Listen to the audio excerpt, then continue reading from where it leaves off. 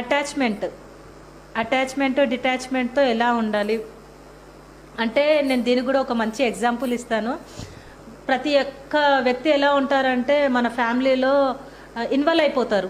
మన మదరే కానీ ఫాదరే కానీ అక్కనే కానీ చెల్లి కానీ ఎలా ఉంటారంటే నేనే అంతా చేసేస్తున్నా. ప్రతి ఒక్కరికి ఒకటి ఉంటుంది, అంటే ఒక గోల్ ఉంటుంది, ఒక ఆశయం ఉంటుంది, అంటే ఒక డిజైన్ ఉంటుంది. భూమి మీదకి వచ్చినామంటే ఇది చెయ్యాలి, లేదా నేను ఈ పర్పస్తో వచ్చాను, నేను ఇది చెయ్యాలని ప్రతి ఒక్క ఆత్మ డిజైన్ చేసుకొని వస్తుంది.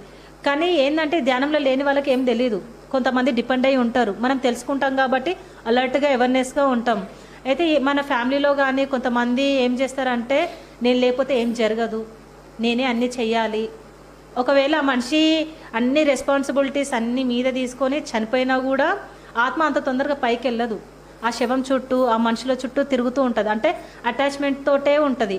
ఆ డబ్బు పిచ్చున్న వాళ్ళకి అయితే ఆ డబ్బు చుట్టూ తిరగడము, లేదంటే ఆ పిల్లలతోటి ఆ బంధము అటాచ్మెంట్ ఉంటుంది కదా, దేనితో అయితే అటాచ్మెంట్ ఉంటుందో దాని చుట్టూ తిరుగుతారు. అంటే మనం ఏం నేర్చుకోవాలి అంటే మనము ఇక్కడ ఉన్న ఈ భూమండలంలో ఎప్పుడైతే అంశాత్మగా జన్మ తీసుకున్నామో ఈ ధ్యానంలోకి వచ్చిన తర్వాత ఏంటంటే అటాచ్మెంట్ని డిటాచ్మెంట్ చేసుకోవడానికి ప్రయత్నం చేయాలి.